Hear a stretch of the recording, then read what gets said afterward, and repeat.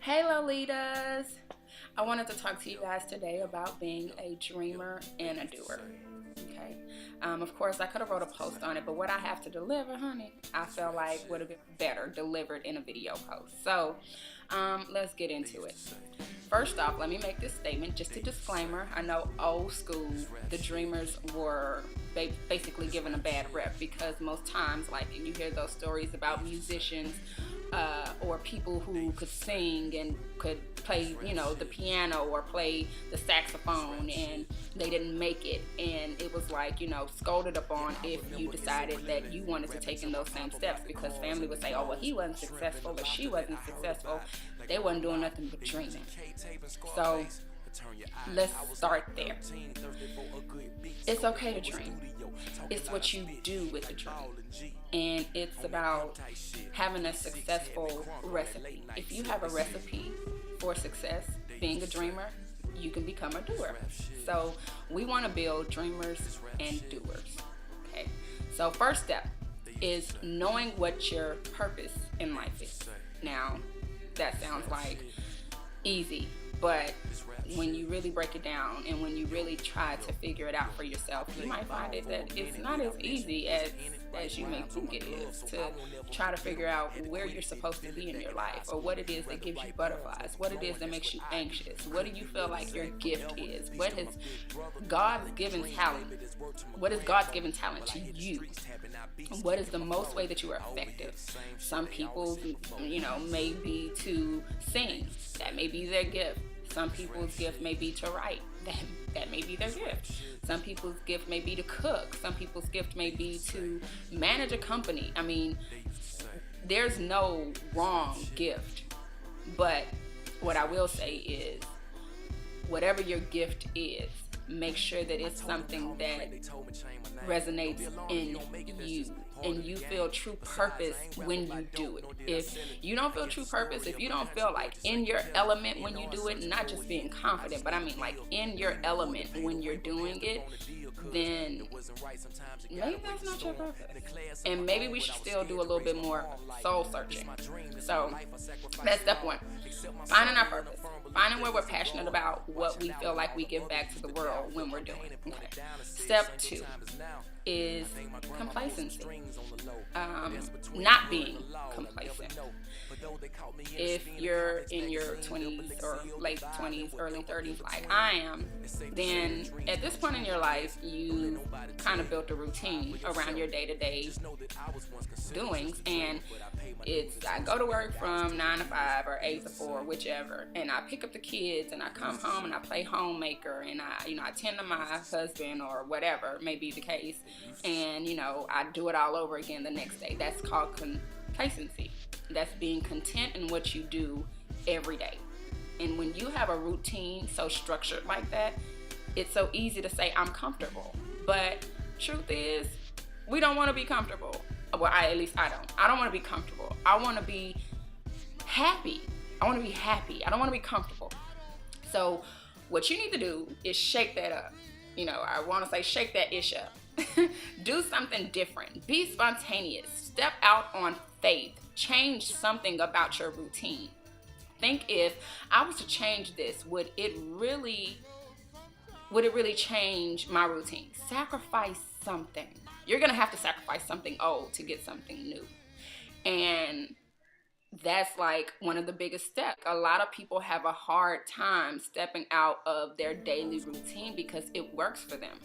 But let's go into, does it work for us? Because I too have been that person that worked that 8 to 5, 8 to 4 or whatever, sometimes longer than that, and 7 days a week. But hey, that's another story. And I felt like I was very successful at my job, whatever it was I was doing at the time. I felt like I was very successful at it, but I was never in my element. And I dreaded getting there, and dreaded going there, dreaded when I got there that I would be there. Like, it was a constant dread. I don't want to go to work today. I mean, before you even get there, I don't want to give to this, I don't want to give this energy to this project, you know? So does it really work for you? Or is it that you're complacent? Is it that you're comfortable just doing what you've been doing for so long because you know the results that it yields? Okay, that's where we're at. I'm sure that that's where we're at. So let's step out on faith. Let's shake something up.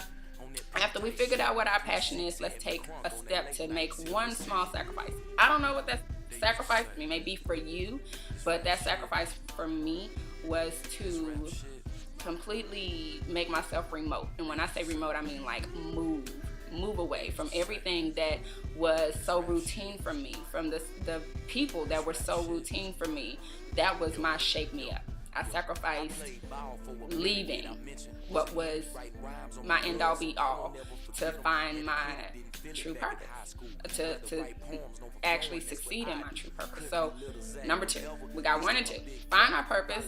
After we found our purpose, step out on faith. Don't be complacent.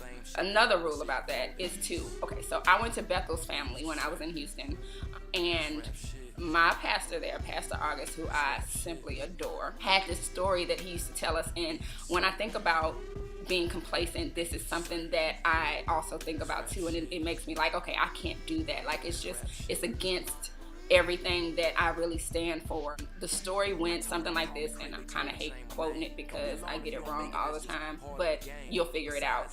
You'll get the moral of the story. He spoke of a master who had a couple of slaves or whatever, and he sent them all out with gifts. And I think one had like 5 gifts, one had like 3 gifts, and one had 1 gift. And they all came back, and the one with 5 gifts had doubled his gifts, and the one with 3 gifts had doubled his gifts, you know. And they were like, you know, here, master, this is what I've done. You gave me this, and I multiplied this, and, you know, now you're much richer.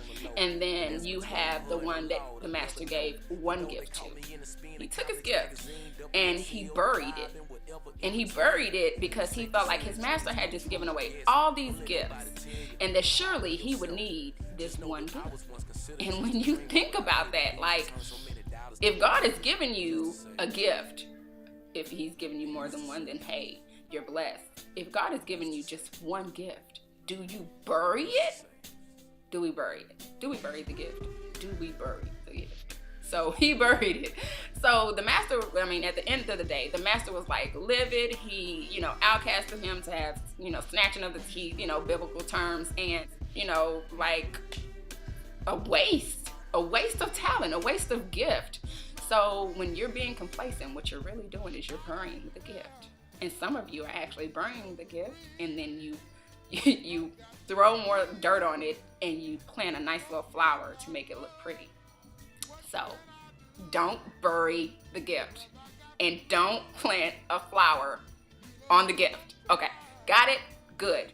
3, we want to know how very important it is to surround ourselves with people who believe in us, and people who believe in our dreams, and people who inspire us. Because one thing that I will say is that I've always known that I had a thing with words. I've always been somebody to encourage others, inspire others to do bigger. I mean, probably to the point to where sometimes it may be annoying. I don't know. I mean, somebody tell me, hey, I like shoes. I've already pictured in my mind they could own a shoe store, have multiple chains in multiple malls around the world, and go international. I mean, just because they tell me that they like shoes. It's that bad.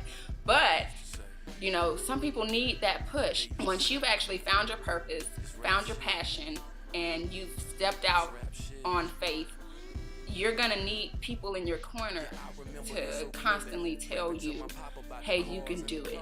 And I see the extraordinary in you, not the okay in you. Because it's gonna get frustrating. It's gonna get to the point to where you wanna give up. And at that point, if you don't have people in your life to say, keep going, you've come so far, it's easy to do. Because remember, complacency is right around the corner. So find the people that push you to do more. And if you have them in your life already, keep them. Because they're treasures. They are truly, truly treasures. I'll even go out on a limb and tell you what I call my babies. I have people in my life like that I call my rosemaries, and it sounds kind of creepy, but I have a dear friend who I adore, and I could not imagine life without her, and her name is Rosemary. So whenever I come across people who I know I can't live without, like, the thought of it just hurts my soul. I be like, that's a rosemary. And if you need to use that term, hey, fine, do it. Find you a rosemary. Find you a couple of rosemaries and keep them in your life. They are going to be the people that keep you going, the people that keep you, leveled, and the people that push you to your true potential. If, let's just say, you have a rosemary in your life, but y'all are falling out and you didn't realize that person meant what they were, or meant that much to you, and the impact that they actually had in your life. I say right now, go mend that fence. You fix that, because you won't get, it's not many of them out there. It's not. You have so many people in the world who don't want to see you succeed, who don't want to see you get to where they know you can go, who throw shade and would really love for you to bury that gift and plant that nice little flower there so they could put weeds in your garden. You have people like that. So if you have a rosemary who actually wants to water your seed, mend the fence, whatever it is, you fix it. And you keep these people in your life. Okay, so that's 3. So we got 3 whole steps or ingredients for our successful recipe. We found our purpose, we found our passion.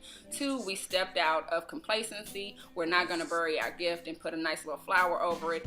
We're going to find us some rosemaries to continue to water our seed. Okay, 4 is to simply be successful. Because if you have all those things going for you already in your life and you still haven't stepped out on a ledge, then something's clearly not enough for you.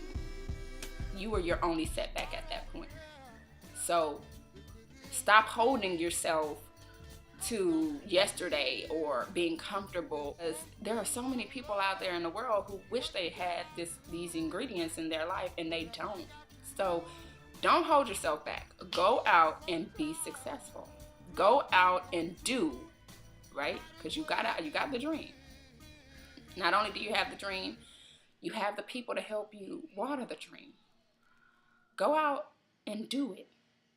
Okay? We want to be the dreamer and we want to be the doer. We don't want to just be the dreamer. So do it. It's going to be days when you're frustrated, you're down, you don't see how it could possibly work. You don't see how God gave you all these things to simply make you successful and to give back with your gift. And you're going to need to uplift yourself. So, again, last step, don't hold yourself back. Be successful. Just do it. Just do it. As I can assure you, I like to use this quote a lot, aspirations become inspiration. What you're doing and what you aspire to do and what you want to do in your life, once you actually begin to do it and you do it, you are the next person's inspiration. And that alone is a rewarding feeling. Like, I get goosebumps when I know that my words have hit home for somebody, and maybe I actually, flipped the channel in their head, and now they're thinking on another level. That gives me great pleasure. That gives me a sense of purpose, and that's real. So there we go. There we have it. That's very strong, and I take very serious to it, and I hope that you guys cherish that word. Don't just be a dreamer, be a doer. So I'll see you guys next time, and I look forward to it. Peace out. Peace to my big brother. Follow your dreams, baby. There's word to my grandma.